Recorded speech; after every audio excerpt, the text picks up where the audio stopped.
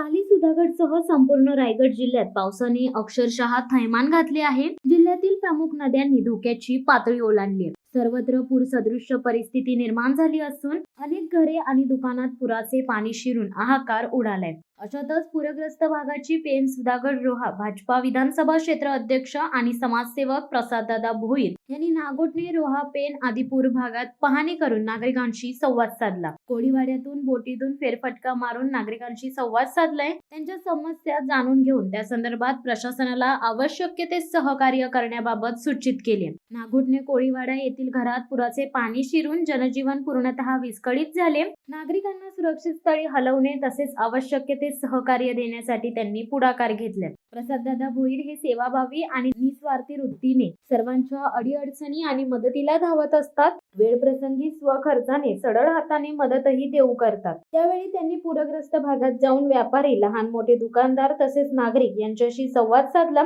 दुकानदार, व्यापारी यांचे या पुरात मोठे नुकसान झाले। या झालेल्या नुकसानीची तातडीने पंचनामे होऊन नुकसानग्रस्त नागरिक, दुकानदार यांना शासनाने तातडीने आर्थिक मदत द्यावी अशी मागणी देखील प्रसाददादा भोईर यांनी केली आहे। दादा, काय परिस्थिती एकूणच आहे? पेन, सुधागड, रोहा असेल संपूर्ण जिल्ह्यात मुसळधार पाऊस पडतोय। काय परिस्थिती आहे? वातावरण कसं आहे? आपण पाहणी केलेली आहे। संपूर्ण रायगड जिल्ह्यात काल दिवसभर तसेच काल रात्रभर पावसाची संततधार चालू आहे आणि काल रात्रीपासूनच सकल भागामध्ये पाणी साचण्याची सुरुवात झाली। घाटमाथ्यावर देखील जोरात पाणी पडतंय, तिथले धरणं ओव्हरफ्लो होत आहेत आणि तो जो पाण्याचा विसर्ग होतोय त्यामुळे नदीचं येणारी पूर परिस्थिती ही अधिक गंभीर होत चाललेली आहे आणि त्यामुळेच रायगड जिल्ह्याला नेहमीच पुराचा तडाखा बसत असतो। त्यामुळे नागोठणे झालं, रोहा शहर झालं, कोलाड झालं, पाली झालं, हे शहर नेहमी पाण्याखाली जातात, बाजारपेठा नेहमी पाण्याखाली जातात आणि तीच परिस्थिती आज आपल्याला अनुभवायला भेटत आहे। त्या पुराच्या आठवणी, त्याचप्रमाणे 2005च्या देखील महाभयंकर पुराच्या आठवणी लोकांमध्ये जागृत होतात आणि त्या दृष्टीनेच लोक आपल्या घरातील सामान झालं किंवा फर्निचर झालं सुरक्षित ठिकाणी हलवण्याचा प्रयत्न करतात। काल रात्री देखील अशीच परिस्थिती उद्भवली। रात्री 3 वाजल्यापासून लोकांनी आपापल्या घरातील वस्तू असतील, सामान असेल ते सुरक्षित ठिकाणी हलवण्याचं काम चालू केलं आणि आता देखील आता भरतीचा जोर वाढल्यामुळे लोकांना अजूनही ती स्थिती आहे आणि घाटमाथ्यावर देखील जोरात पाणी पडतंय। तो फ्लक्स जो नदीमध्ये येतो त्याच्यामुळे पुन्हा एकदा पाणी वाढण्याची भीती लोकांच्या मनामध्ये आहे आणि अजूनही लोक भीतीच्या सावटाखाली पावतात। एकंदरीत रायगड जिल्हा प्रशासनाला आपण काय सूचना द्याल? एकंदरीत जर त्या नागोठणा शहरापर्यंत 250 ते 300 व्यापारी आहे व ते प्रत्येक दुकानात पाण्याखाली खरं तर रायगड प्रशासन अत्यंत सजग आहे। अत्यंत रात्रीपासूनच आपत्कालीन यंत्रणा काम करत आहे। मजूर यंत्रणा, पोलीस यंत्रणा अगदी फील्डवर उतरून आपल्याला काम करताना दिसत आहे। एनडीआरएफचं पथक देखील ठिकठिकाणी त्यांच्या रेस्क्यू टीम्स तयार आहेत। या लेवलला तर त्यांचं काम अत्यंत चांगल्या पद्धतीने चालू आहे। परंतु आता जर आपण सकल भागात बघितलं तर शेती पूर्ण पाण्याखाली आहे। पाणी उसळण्याची चिन्ह कोणती दिसत नाही।